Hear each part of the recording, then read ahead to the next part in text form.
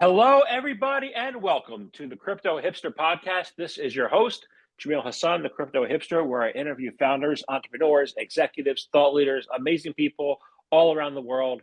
And today I have an amazing guest. We're in for a treat because I'm going to learn and you're going to learn at the same time. Today I have the founder of Alora Podcasts. I have Naz Kabbani on the podcast. Naz, welcome to the show today. Thanks for having me, Jamil. Looking forward to getting into it. You're very welcome. So let's get into it. Before this season, because as I told you right before we started, I had this amazing show. There's season 7 called Shooting from the Hip. I had 10 amazing guests. They were like some of my best shows. I'm looking forward to this conversation we're about to have. So let's kick things off. I'll ask you first. What is your background, and is it a logical background for what you're doing right now? The short answer is no. The longer answer is, so I grew up in the UK, and was born and raised in Manchester, England. And from the ages of 6 to 18, I was playing for Manchester United and Manchester City, the youth teams. And so I was pretty much very close to playing professional soccer, before kind of getting guided by my parents and maybe myself, because I realized I wasn't going to be the best player in the world, like, Cristiano Ronaldo or things like that. And so I ended up joining college, like going to college in America to continue play soccer, with aspirations to go play professionally, but also to get kind of a good degree. Ended up going to U Chicago, and so I ended up doing that. And then kind of, halfway through college, I started my own company, my first company, and then at the same time, was playing soccer for the soccer team. And then whilst also, during the midway through college, the Lebanese banking crisis happened, which changed my perspectives on, pretty much changed the course of my life so far. That was when I ended up getting deep into crypto, and we can go into, all the more reasons why that ended up happening. But that was kind of a big turning point in my college life. And then post college, obviously joining Paradigm and going like deep down into the rabbit hole of crypto, as you can imagine. And then all that lead me to be where I am now, which is quitting Paradigm and starting my own company and podcasting, which has seemingly no relationship to crypto, but it might do in the long term, that's for sure. I like to think of podcasting and crypto as a support industry. A lot of Yeah, people don't respect the support industries, but they will someday. well, So 100%. Well, one of my theses is that crypto is going to revolutionize podcasting over the next 10 to 15 years, that most people don't really realize or understand how. So we can get into that as well, later down the line, if that's something that interests you too. oh, I do want to get into that, but I do want to get into. So you said something. You said U of Chicago, which as a school is not too shabby. It's a great school. So but you learned about the Lebanese banking crisis, through experiencing it. So I want to, find out, what first of all the backdrop of how that affected you, what it was all about, how that affected. I can tell you about the U.S. one because I was at AIG back in 2008, so I can Oh, tell you wow. all about the banking crisis here, but I want to hear about the Lebanese banking crisis. Yeah, sure. So personally, my mom was born and raised in Lebanon. She grew up there. She lived through the war there. And so I have very strong family ties to Lebanon. I go around once every Christmas. And so basically what happened was, like, Lebanon is a country that's constantly in wars. And it's always trying to fund itself to, be in war with other countries that are either trying to attack it or it's trying to get territory in other countries. And so what ends up happening when countries go into wars is they go into debt to fund those, excursions, or to fund weapon building and stuff like that. And so the government went into debt, and it needed a place where it could use money to fund its wars in different countries, and civil wars too, like against opposition parties, for example. And so what ended up happening is the government ended up stealing money from the banks, and the banks ended up stealing money from the people that were depositing money in those banks.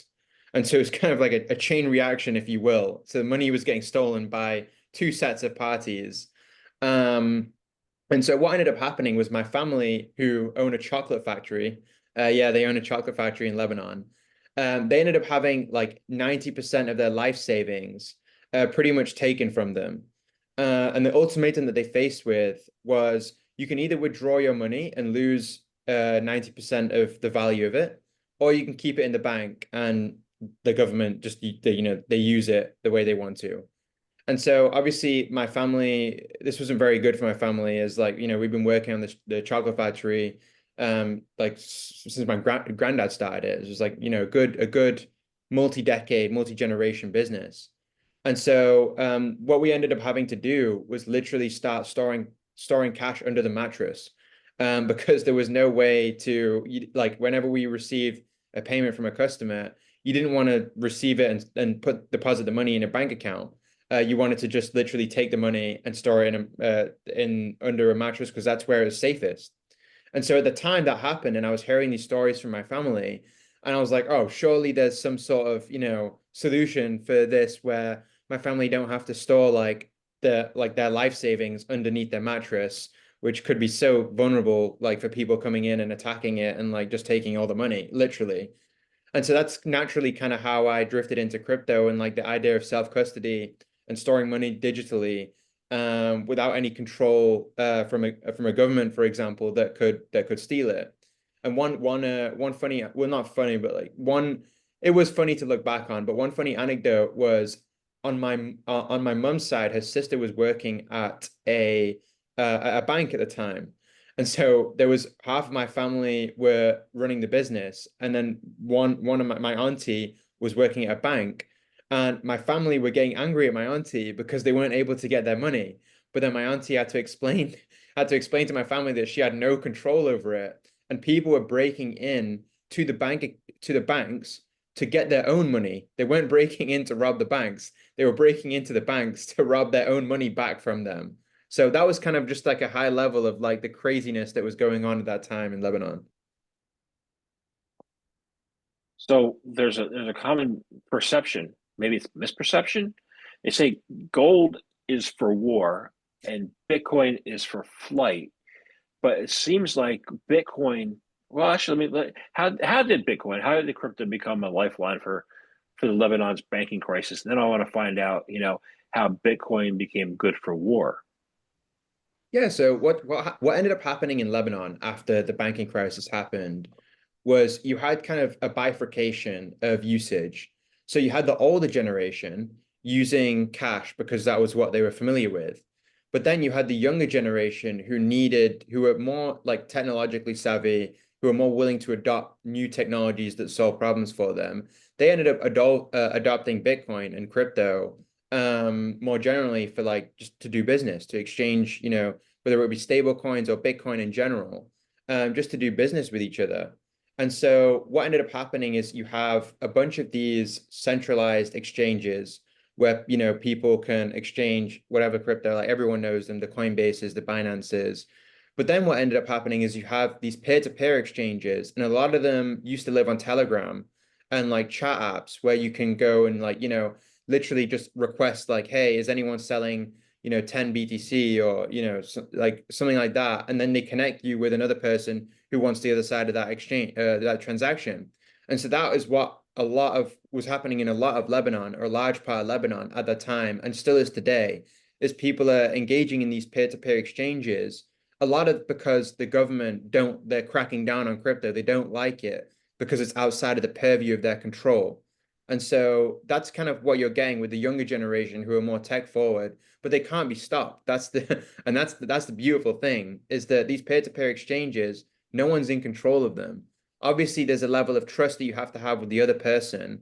But by and large, these groups are very trustworthy because otherwise there's no other option for these people aside from losing all of their money if they deposit the money in a bank. You remind me a little bit of Ukraine, you Yeah. know, where you have the older generation with the cash and the younger generation building infrastructure for the. So in addition to just peer to peer exchanging, like over there in Ukraine, they have it's really a smartphone and a wallet. Like their whole identity is on a smartphone. It's a state of in a smartphone, right? So how is Lebanon similar. I mean, Lebanon is similar in the sense that all you really need to access crypto in Lebanon is an internet connection and a phone or a laptop.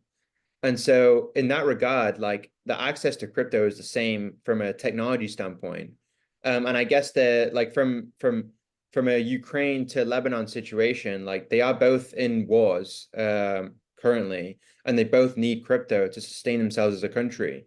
I'd probably say the one difference between the two countries is that 30% of Lebanon's economy is fueled by remittances, which I don't know if it's the same for Ukraine's, but a large part of the Lebanese economy is fueled by people sending money back home to their families. And so doing it via crypto means that the government is not able to take, like 30% of, it's not able to control 30% of the Lebanese economy, which is obviously a substantial amount. And I'm not familiar with all I know is about Lebanon. That's a huge part of the economy, and it's one of the highest remittance countries. And so that's a big difference between the two. But that being said, the similarities are evident that crypto is playing a huge role in both countries, in both wars that they're experiencing. Yeah. So the fact that Bitcoin is only for flight is a misnomer. So the use of crypto blockchain as for a digital identity, what have in digital identity use cases? What have been the breakthroughs in Lebanon for that? So in terms of a The use digital of digital identity, identity. yeah. So I mean, from I think because so it's not much in Lebanon to be completely honest, because a lot of the transactions are still being operated on these like peer-to-peer exchanges. And so it's still a lot about like, do you trust this person? Who do you know? Like you invite this person to this group chat, this peer-to-peer exchange. And so a lot of it is still very like it's not in the sense of decentralized on a blockchain, but it's still very decentralized in terms of, hey, I know you, you know him, therefore, the three of you are connected in that way. So there's not much in terms of a formal identity mechanism.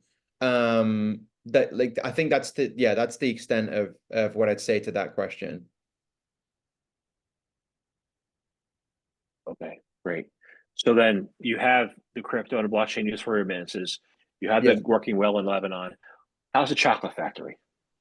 How's your auntie's chocolate factory right now? I mean, honestly, if any of the listeners or yourself have tried lint, have you tried lint before? You tried Yeah. lint. What I'd say is it's like if lint was 100 times better, and comes in any percentage of cacao that you ever wanted. It's literally like the Charlie and the Chocolate Factory, and I had the pleasure of going to visit. Like, they keep the family secret, the family recipe secret, obviously, so that no one ends up copying it. But I was lucky enough to go and like visit the chocolate factory over in Lebanon.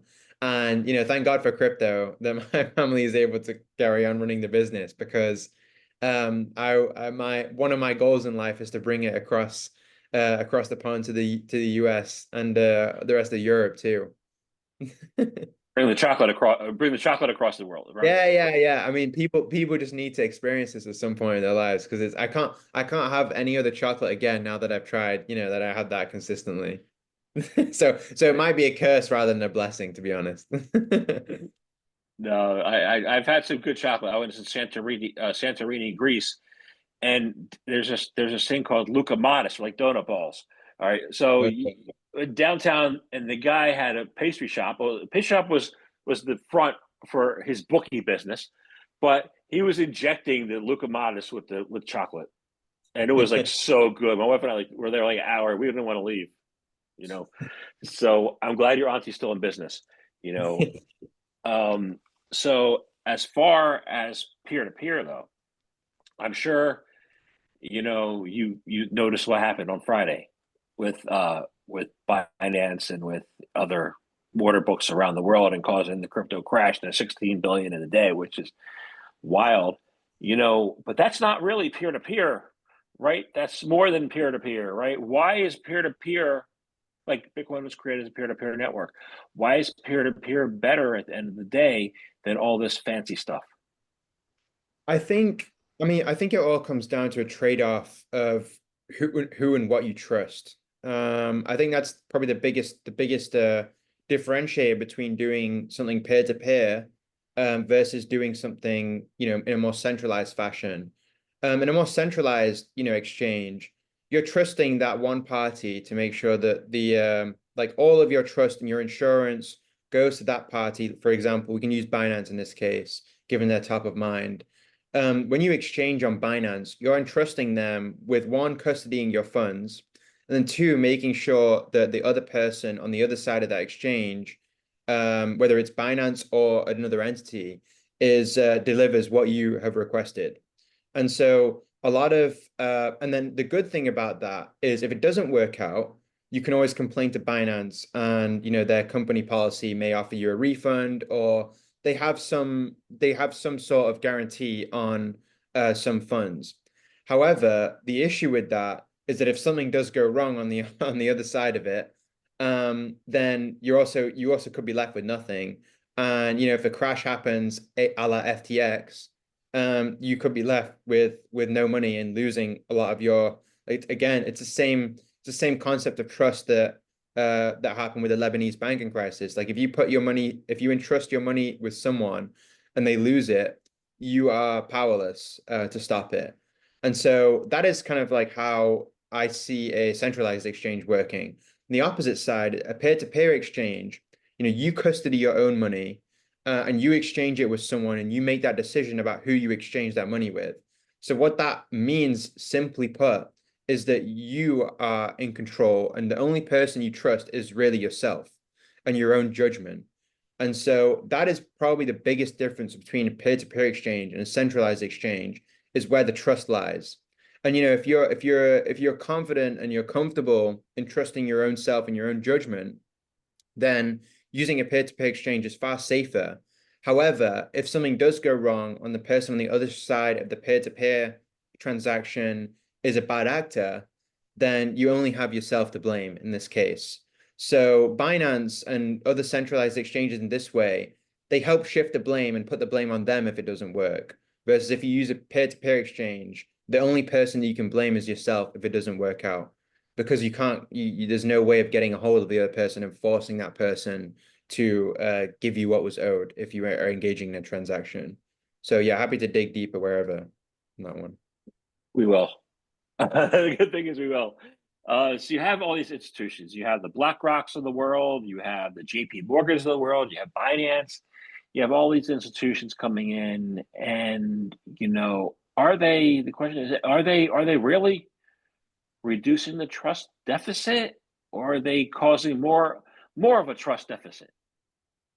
What do you mean by trust deficit?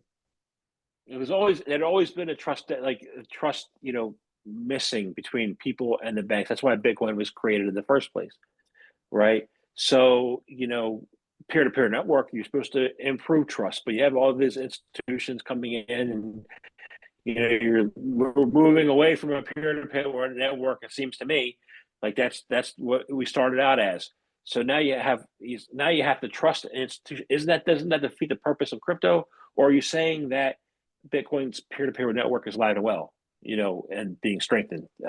Where are we at? Yeah, I mean, I think Bitcoin's strength only increases when the trust between like people engaging with the centralized institutions diminishes.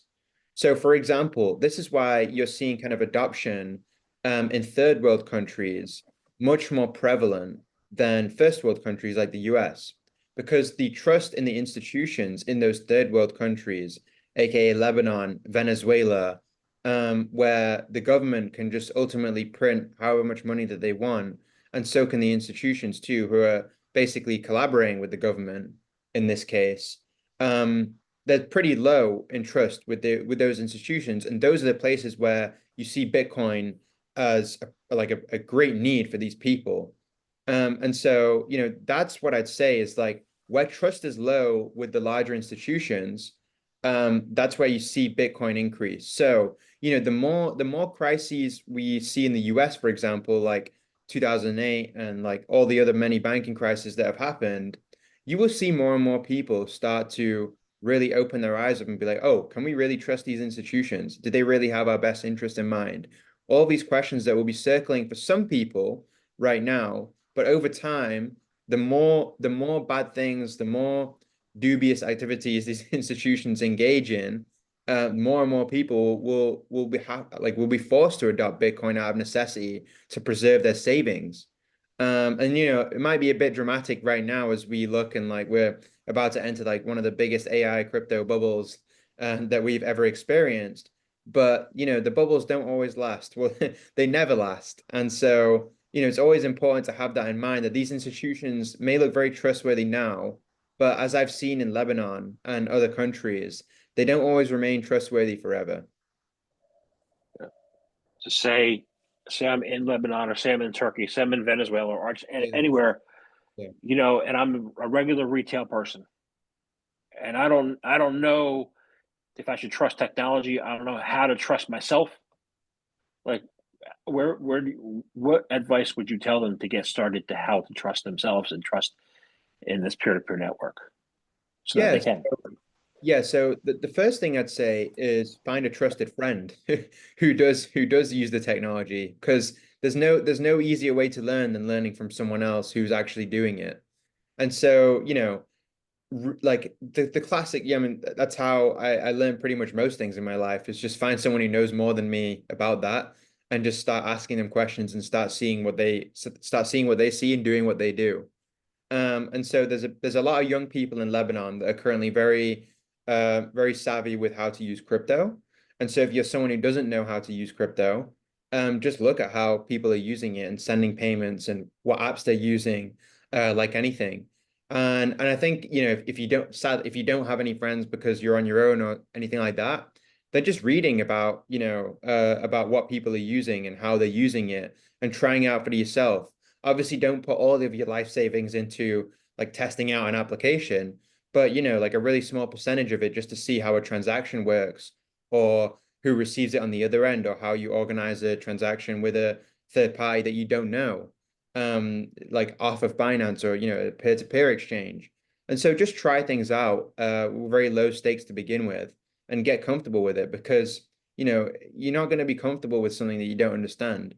So until you start using it and understanding how it works, then you'll slowly start to become more comfortable. And then when you do become more comfortable, try and teach it to someone else too, because then you'll know if it's clear for you to explain it to someone else, whether you really understand it or not. Yeah, that's good advice. So I'm thinking, this is in between. This is the backdrop here is war. Okay, Yeah. this past week, President Trump went to the Middle East. Looks like they're brokering peace deals and be peace going forward. How do you think Bitcoin and crypto will fare in a time of peace and prosperity? Is it still relevant, or does the crypto go away? What do you think? That's a really tough question. I think I think it just depends on how honest the institutions are in the times of peace and prosperity. We're lucky enough to have a very long span of peace and prosperity in the US relative to other countries. And we see Bitcoin prospering in the US, not from a necessarily not from a life-saving standpoint, but more so from a speculative standpoint. So the technology can still proliferate in a country, even if there's time for peace and war, because something that's remained constant throughout the history of humanity is that people love to gamble and speculate. And so, it's human nature for people to try and hedge against or speculate and predict what's going to happen in the future and put their money where their mouth is. So I think in the countries where there is peace and prosperity, we have examples of first world countries that don't necessarily have wars at the rate that the third world countries do, or their economy is not collapsing. But you're still seeing crypto being adopted. It's just not as essential to the lives of those people, which I think is something that you see that's prevalent today. Yeah, I agree. I agree. So one of the things that happened when we talked about Binance is one of the things that happened is, some people lost all their money this past weekend. Some people took their lives, unfortunately. It's very sad, you know. Yeah. So what's the words of encouragement you have? Like, and some people have made mistakes over the years. I've made mistakes and lost money, right? What words of encouragement would you have to those people who might be down right now to come back and say, you know what, stick in there, it'll be okay. What words of encouragement do you have for them? Yeah, so I mean, I listen to the Founders podcast a lot by David Senra. I think it's a great podcast. And one of the things he said recently, which really resonated with me, is he said usually the best founders have the most mistakes under their belt. And if you look at a mistake as a setback, it's going to be really hard to learn from it. But if you look at as a mistake that you've made as a lesson, then and you keep teaching yourself stuff constantly if you keep making mistakes. And so the bigger the mistake, obviously the harsher the lesson will be. But hopefully if you view it as a lesson, you're able to just literally, it's like a class, it's like a course. You learn from it and then you don't do it again. And that's probably the biggest advice that I've had that I've taken and I try and use in my life is, there's no such thing as a setback. There's just lessons. And if you can accumulate enough lessons and learn from them, then you'll hopefully avoid making those same mistakes in the future. And obviously you'll make different ones and then learn those lessons too. So it's kind of a never-ending cycle, sadly. Yeah, I know. uh, I'm not going to make a mistake with my next question, though. And I told you we are going to get into it. You said it early on. Yeah. You believe that crypto can revitalize the way that podcasting is done. Yeah. What's your vision for podcasting in that 10 to 15 years we say is going to be revitalized? Yeah, so I think Mark Andreessen famously said like one of the biggest sins of the internet was advertising as a business model. And what ends up happening when ads are being used is it ends up making the experience so much worse for the person using the product, both in a direct way and an indirect way. So a direct way would be like, hey, you literally have to watch like 2 minutes of ads before you watch a YouTube video. And no one wants to do that because the ads are usually terrible. The indirect way is that the content that ends up being posted on these platforms ends up being extremely attention grabbing and not really useful to you. But they need to be attention grabbing because that's what these algorithms are optimizing for. And so you end up with, one, a bad user experience because you see ads, and two, a bad user experience because the content is being guided by the business model. And so what I see for crypto is a different way to monetize products on the internet. And to solve this problem of, hey, you no longer have to see ads and the content will be now useful to you because it's not being catered to advertisers. And so that's kind of like a really high level of how I see the internet shaping up in the next 10 to 15 years. And you're seeing a small glimpse of it right now on products like ChatGPT. Like, for example, there are no ads on ChatGPT right now, which is amazing and it's great and it's useful. However, like you open up Instagram and there's ads everywhere, and it's so frustrating to just look at, like at least from my perspective. And so I see crypto as an alternative business model to ads that can actually scale and power the next Web3, as people love to talk about. I think I see that too. I'd agree that let's hope that it stays with no ads. Yeah. So And the unique thing about podcasting too, which is obviously the second part of the question, is podcasting is an extremely monetizable format as well. Because the people who are listening probably have their AirPods in. And it's a very close-knit experience, and you're spending, 45 minutes to an hour of your valuable time listening to two or one person talk about something that's very interesting to them. And for example, I listen to David Senra a lot of founders, and I might have spent like a lot more money than I would have buying his books that he's recommending and his business biographies than I would have elsewhere. And so, David Senra has probably contributed to like $500 to $1,000 of me spending in books, which is crazy to think about. But he's basically advertising books, to his listeners. And that is an example of something that's an extremely monetizable format. And how crypto could make it even more efficient for him is now if people in different countries can like pay for something, and it all gets attributed back to David Senra. And so now, because you have a transparent ledger, you can track, okay, like Bob has paid, $200 for $50 for a book in the south of in South Africa, for example. And because it's all in the same payment system, you can attribute that payment to a link that's, maybe sent by David Senra. And so it enables this global, because we have now a global payment system, attribution becomes a lot easier across borders. And so now the market for David Senra is no longer in the US. It's global because he has a global payment system at his fingertips. But obviously this doesn't come without, the technology becoming easier to use, and proliferating more than it is right now. We're still so early. Makes sense. Makes sense. Interesting. So, one of the things I usually do for my guests is I ask the second question is about their company. So I want to ask you about your podcast. I didn't do that yet. So, you're founder of Alora Podcast. What's your focus? What's your vision there for your podcast going forward? And what do you like about it? And why should people listen? Yeah, so Alora Podcasts is a platform that makes it easier for people to find podcasts. So if you enjoy listening to podcasts and you find yourself listening to three or four podcasts that you end up going back to every time, we make it easier for you to find different podcasts to listen to and stuff that would interest you. We use a whole bunch of tech underneath it, and we're building it for a while too. But that's essentially what we're building at Alora Podcasts. And like the easy way of thinking about it is it's just YouTube, but the podcasts, just podcasts. So that's pretty much what we're building, and we're already starting to see some traction, which has been great.